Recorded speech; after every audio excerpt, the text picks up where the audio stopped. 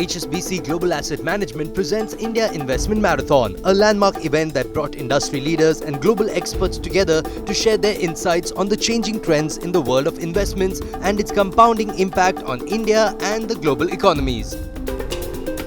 Setting the context for the third edition was Asia CEO of HSBC Global Asset Management, Pedro Bastos.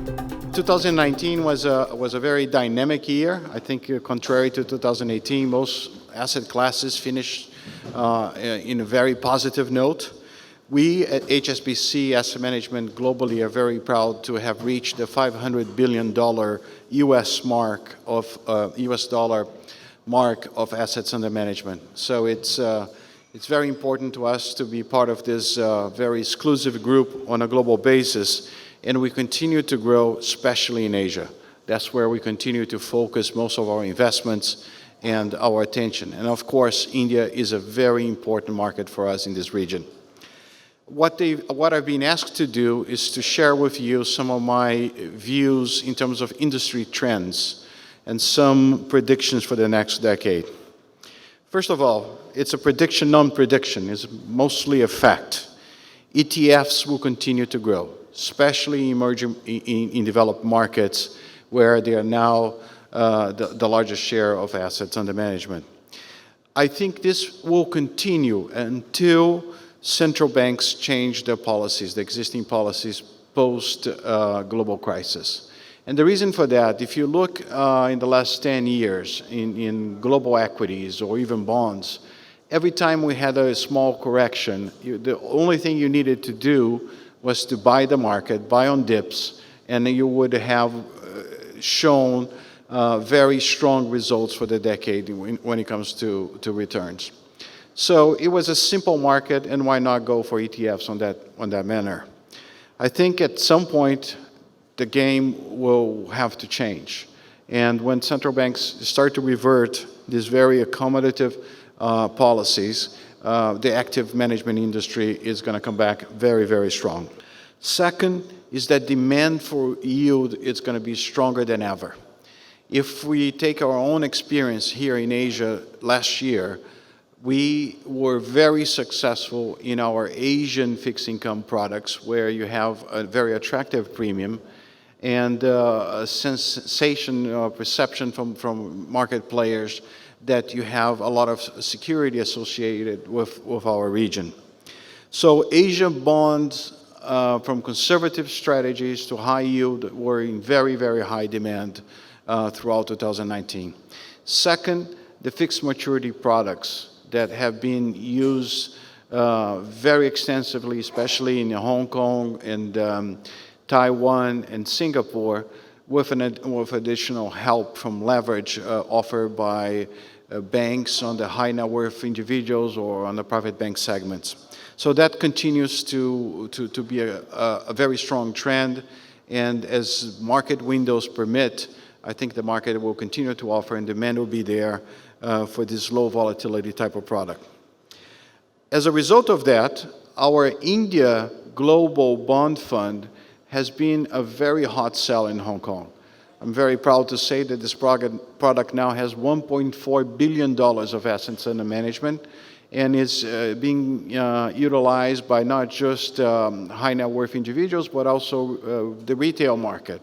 The third point I want to make is about the Indian industry itself. We are now what I call the age of multi-assets.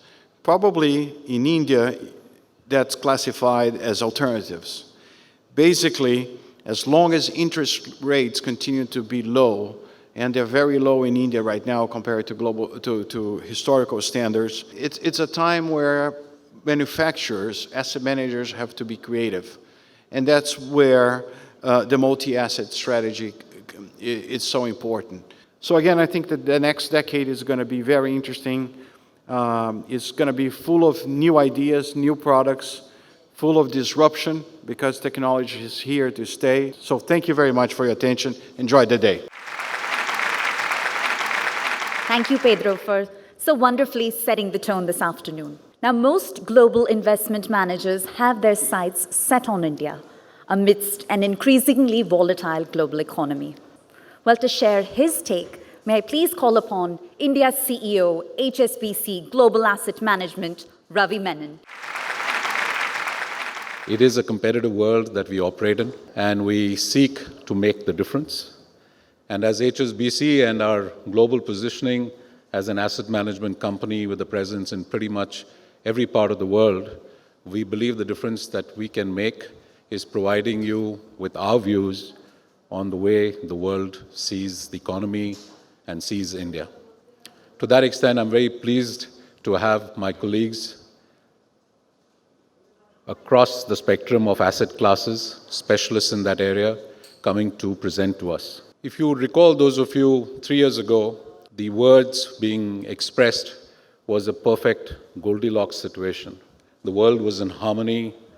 Pretty much every part of the world, every country was rising in economic activity. Interest rates were low. Things were just perfect. Last year, the situation changed. There was a bit of a disruption. Not all economies are growing at the same time. But it's still the first signs of the trade war had just started, but perhaps was not recognized in terms of the disruption. Come to 2019, kind of everything has exploded in terms of political issues, social issues, economic issues. But on the flip side, the financial markets are reaching new highs. And this is not just in India, and I know how difficult it is for each one of us to explain this inherent paradox between the markets reaching new highs, but investor portfolios falling short of that, and that leads to more questions and more queries. And our objective today is clearly to explain some of these concepts from an HSBC perspective. We deem this period as the age of uncertainty. The level of uncertainties are so high, you don't know what's happening as we speak. But I just want to say thank you once again for being here today. Thank you very much. Now, there's no denying the winds of change that financial markets are witnessing across the globe, which leads us to ask, what are the specific market forces and macroeconomic factors in play here? And how should investment strategy vary by asset class? Well, to share his perspective, may I please next invite on stage the Chief Global Strategist with HSBC Global Asset Management, Joseph Little. There is a significant amount of uncertainty and indeed anxiety on behalf of investors when they're faced with that observation around uncertainty. So if we look at the economy, there's been questions all through last year and continue to be questions around the length of the economic cycle. Are we due a recession in the global economic system? In the political space, we face challenges around trade tensions. We face challenges around the policy situation and the policy environment. We're facing environmental challenges. We're also facing challenges about how we should conduct economic policy, almost like a methodological challenge. Should we use fiscal policy?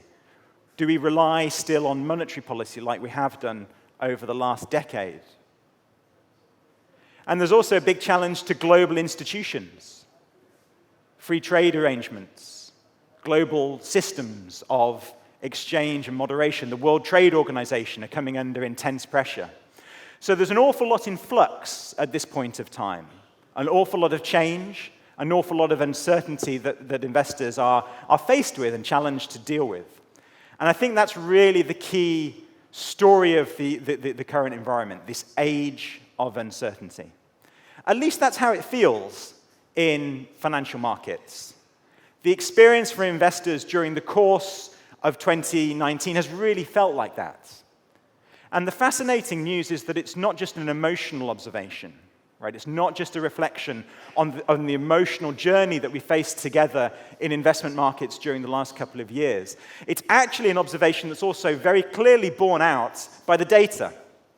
So this chart, my first picture, is showing a data set that's built by economists at Yale University, academic economists. And they're looking at the amount, the quantum of uncertainty in the policy and in the economic environment. They're looking at data from economic forecasts. They're looking at data on the number of mentions of the words uncertainty in the financial media, Wall Street Journal, Economist, Financial Times. And they're tracking that in a scientific way over time. So what kinds of uncertainty have we experienced? Principal concerns have very clearly been recession and the economic cycle, and the political and policy situation as well. They've been the principal worries for investors. If we are in the age of uncertainty and the narratives in investment markets are very bearish around growth and policy uncertainty and trade tensions, surely we would expect a market outcome more similar to what we saw in 2018, right? Puzzling, very puzzling. In fact, it's not just that there's a few asset classes that are up. Everything's up right across the board. It's quite hard to find asset classes that performed poorly last year. There's not many. We need to get smart about how we do diversification. Pedro talked about the importance of multi-asset strategies for our clients, for our prospects, for our colleagues. We think we need to be smart in terms of how we build portfolios. Bonds have been great risk hedges for multi-asset investors over the last decade. There's been a negative correlation, significantly negative correlation between global bonds and global equities. I'm not sure that we can rely on that going forward. And what I would suggest is we might need to think about going beyond traditional diversifiers into more exotic diversifiers. We might want to think about different sources of protection in fixed income, different geographies, different styles, as a way to find smarter diversification. HSBC Global Asset Management presents India Investment Marathon 2020 continues after the break.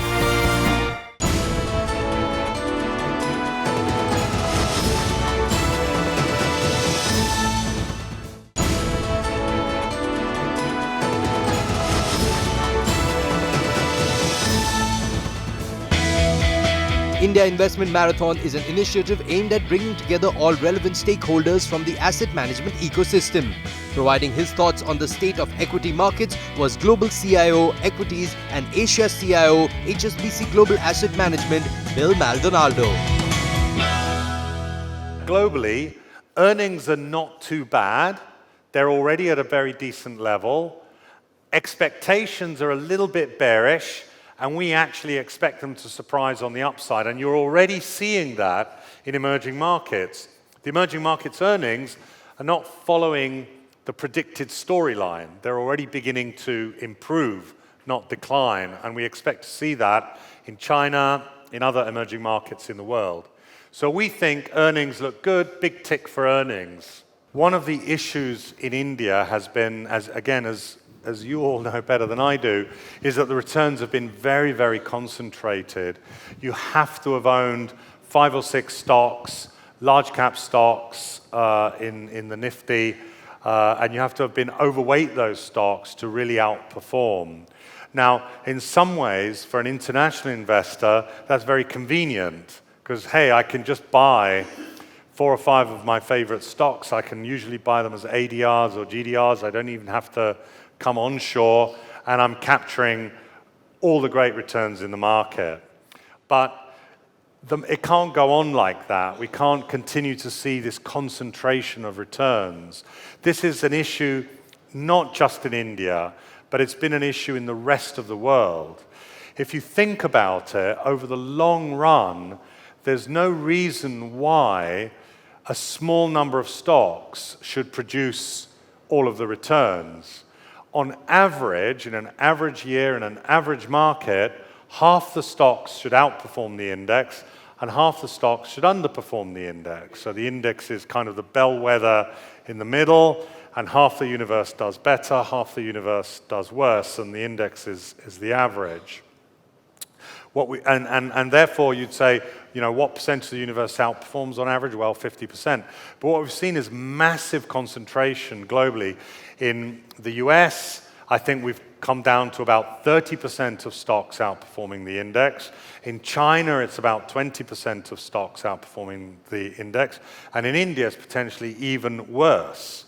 And I say worse because it's a very difficult dynamic, really, economically. It can't continue like that. So I think and I hope that the returns will broaden out. That's what we need to see.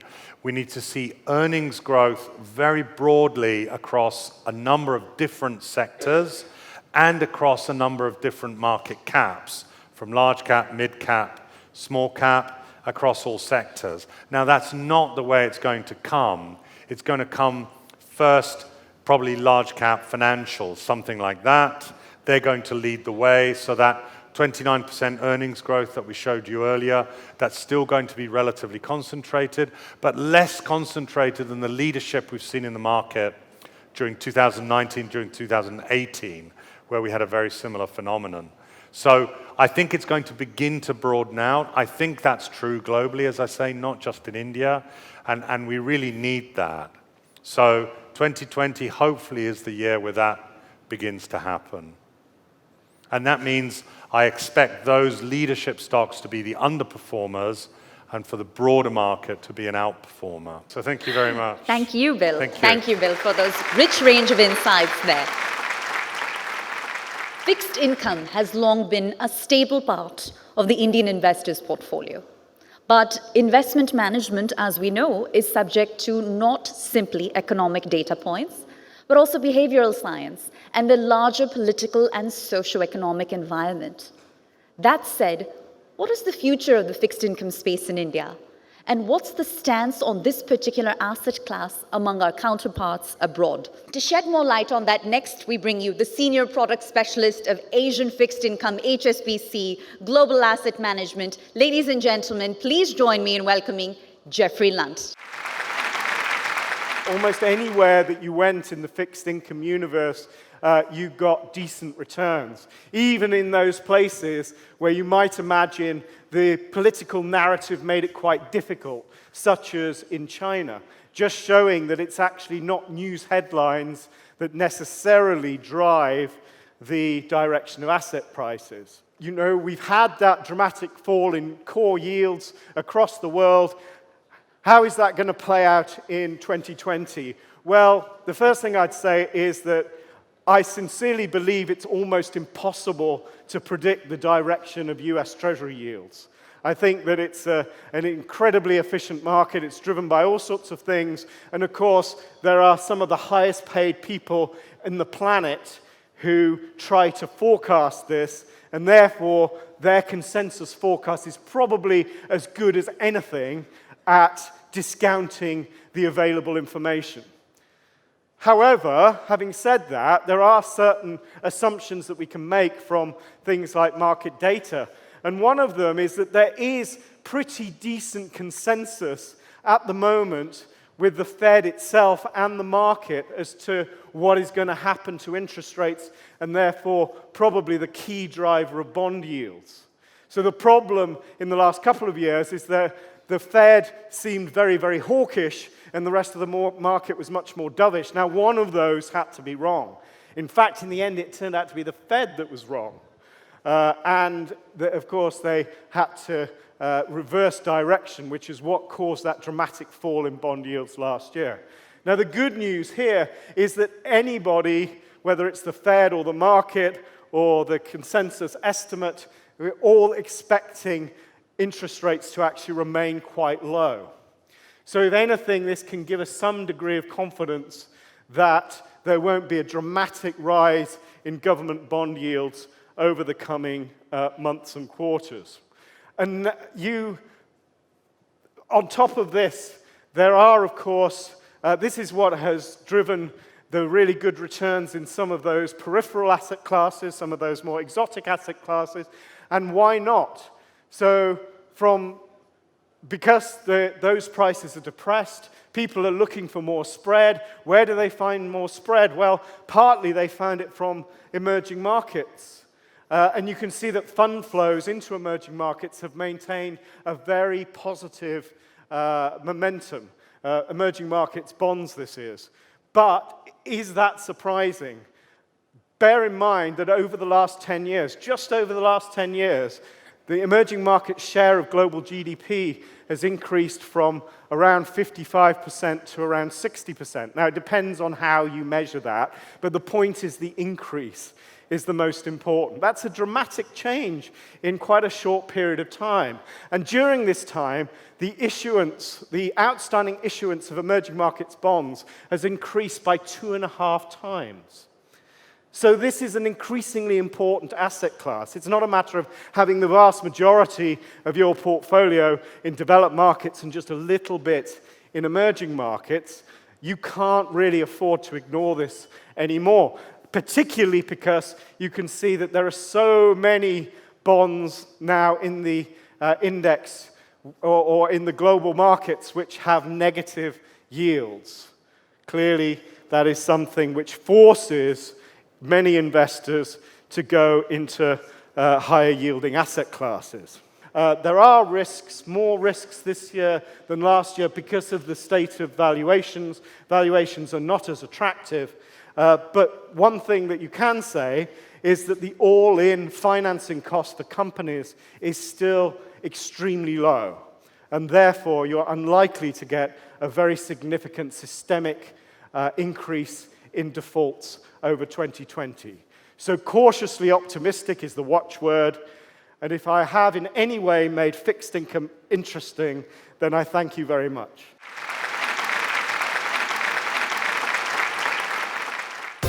Next week on HSBC Global Asset Management presents India Investment Marathon 2020.